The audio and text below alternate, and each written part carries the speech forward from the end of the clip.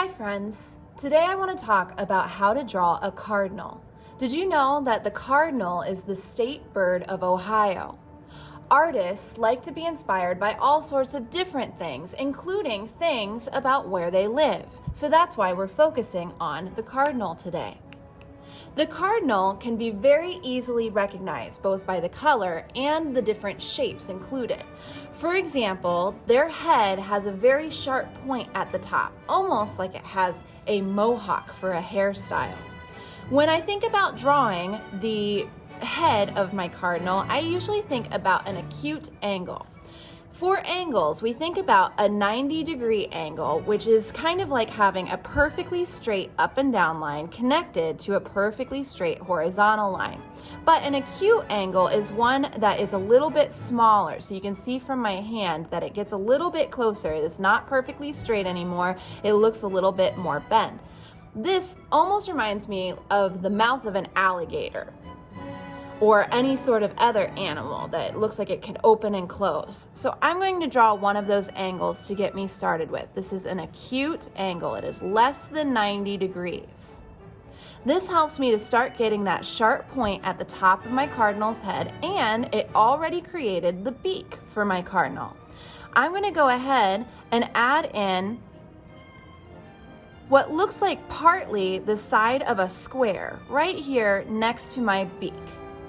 This will help me to see about where the eye goes, because where the corner of the square is, I'm going to add in the eye. For the eye, I like to fill it in mostly, but leave a little bit of a highlight in the eye. That makes it look shiny. I also like to show the two sides of the beak, so I'm going to have this line go out towards my eye. That'll be for the beak. When you look at a cardinal, it is mostly red.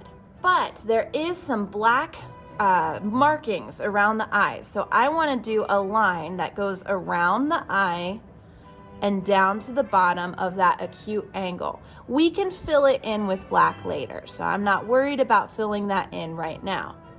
Going back up to the top of the head, we don't want to leave it just a single point because we know that birds are covered in feathers. So let's give it a little bit of texture right at the top by having some of these disjointed lines to kind of make it look a little bit messy.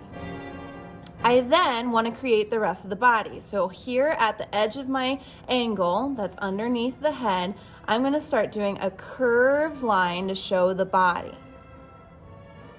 I will then come down almost at a diagonal, but stop before I get too far so that I can add in the wings. And again, it should look kind of messy with different feathers. From there, there should be a little bit of a tail for our bird. When I do the tail, I start with it being pretty straight along the back, but I almost want it to look like a fan, where it gets smaller on one side but larger on the other side. And we can add more of that texture like we did on the head and on the wing. From there, I sometimes like to show the other wing behind my bird. So I can have some of these feathers behind the line showing the back. And I like to add in the legs so we can see where the feet would be. So I do two skinny lines and I add in some of these toes that might be able to look like they are attached to a branch. So it looks like my cardinal is sitting. From there, we need to add some color.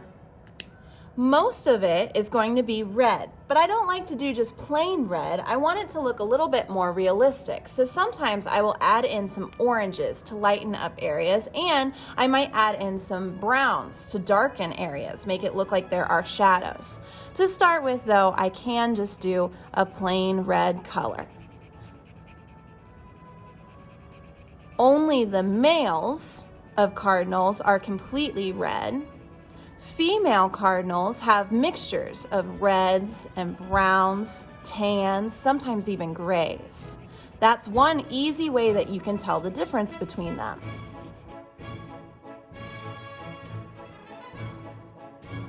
Now that I have most of the red filled in, I'm going to go back in with this orange. Orange would be where the areas of color are a little bit lighter. And usually when we think about lighter areas, we think about them on tops of things. So I would put it towards the top edge of the wings. I would put it towards the top of the head and maybe even along the back. It's like where the sun would be hitting the cardinal and making the color look a little bit brighter.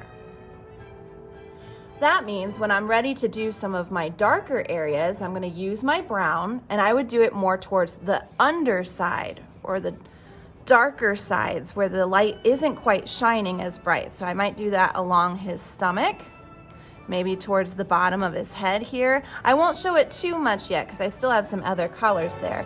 I could even do it along the bottom of this wing and towards the bottom side of the tail. It's nice to use colors that will blend really well for this. So sometimes if you use markers, you might not notice the blending colors, but things like crayons, colored pencils, those are a great way to be able to mix your colors a little bit better.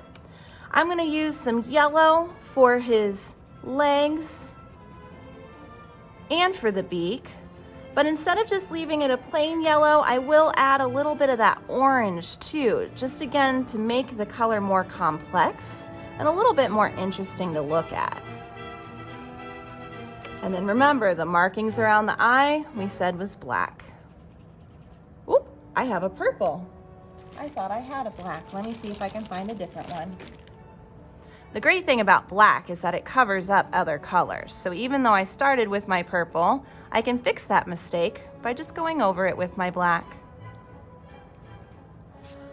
From here, you can decide how to add different things around your cardinal. Maybe your cardinal has a nest that it's sitting in. Maybe your cardinal is sitting on a branch. Maybe your cardinal is near other cardinals and you could try and draw some other ones around. Maybe your cardinal is catching a worm. There's all sorts of different possibilities, so be creative and think about what you might add to your picture.